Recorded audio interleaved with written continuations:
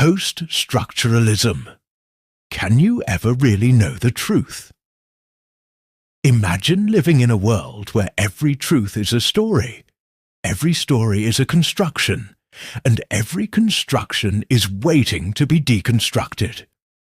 A world where truth isn't something you find, it's something you question. Welcome to Post-Structuralism, the philosophy that pulls the rug out from under meaning itself. Why post-structuralism? If structuralism gave us the system, post-structuralism tore it apart. It asked, what if the structure isn't stable? What if meaning always slips away, just as we try to pin it down? What if the author isn't the authority, and the reader is just as powerful?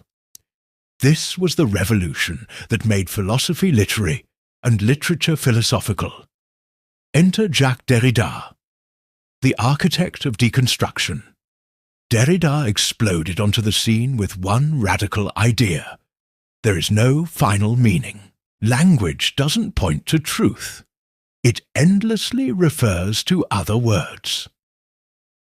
There is nothing outside the text. He wrote a phrase that sent shockwaves through the academic world.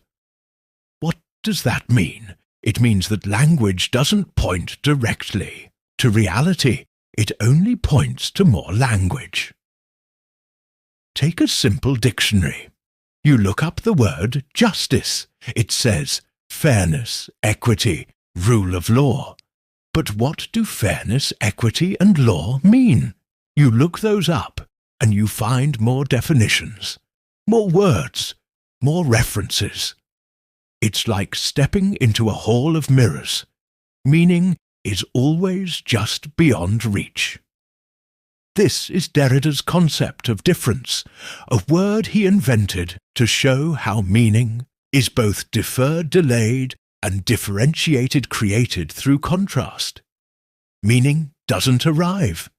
It dances, it slips, it evades. You never hit the core. You never reach the thing itself. You only encounter layers of text, of signs, of systems, and that's not a flaw in language, it's the nature of it. But here's the twist. Derrida wasn't a nihilist. He didn't say meaning is impossible. He said meaning is constructed, woven from context, from relationships, from interpretation. We don't just discover meaning, we perform it, negotiate it, live inside it. Every time you read a poem, write a tweet, or tell your story, you're not passing on stable meaning. You're entering a game of signs, repeating, remixing, and reframing what's already there. Derrida didn't destroy meaning, he just showed that it's never final, only always becoming. There is nothing outside the text.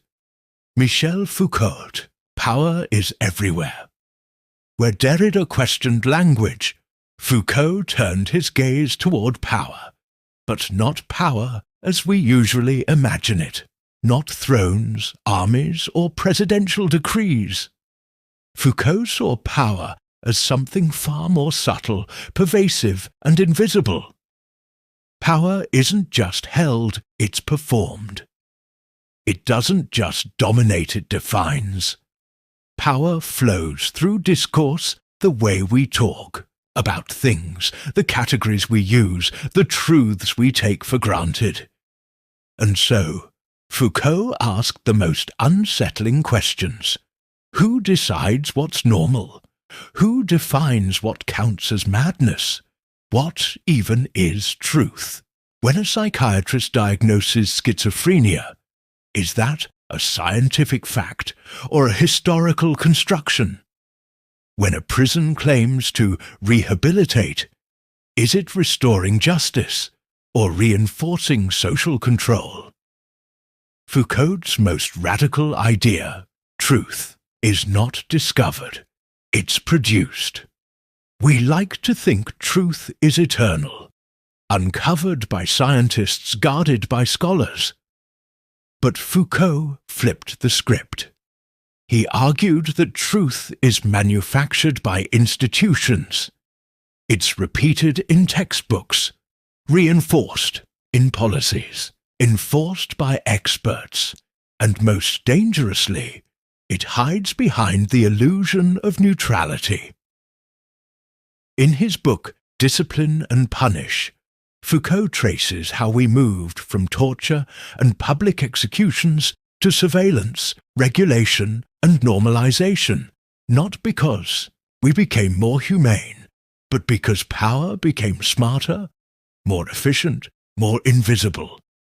The modern prison, the psychiatric hospital, the school. All, in Foucault's view, are machines of discipline. They don't just punish, they shape behavior, they mold identity. We are not just controlled by power, we are made by it, and that's the haunting brilliance of Foucault. He didn't say there is no truth. He said, be suspicious of how truth is made. Roland Barthes. The death of the author Barthes returned with another provocation. The author is dead. What does that mean when you read a novel? Do you need to know the writer's intentions to interpret it? Barthes said no. Meaning isn't what the author meant. It's what the reader makes of it. Interpretation is plural, unfixed, and collaborative. In the age of memes, remixes, and fan fiction, Barthes feels more relevant than ever. Why post-structuralism? Still matters today. We live in a world of fragmented identities, fake news, algorithm-driven realities, and ever-shifting language. Post-structuralism wasn't just a philosophical movement, it was a warning. Be skeptical of grand narratives. Question the structures that seem natural. Pay attention to who's writing the rules. Post-structuralism doesn't offer comfort. It offers liberation. If truth is never fixed, then we're free to question it. If identity isn't stable, we're free to reinvent it. If language always slips, then maybe meaning isn't something to find.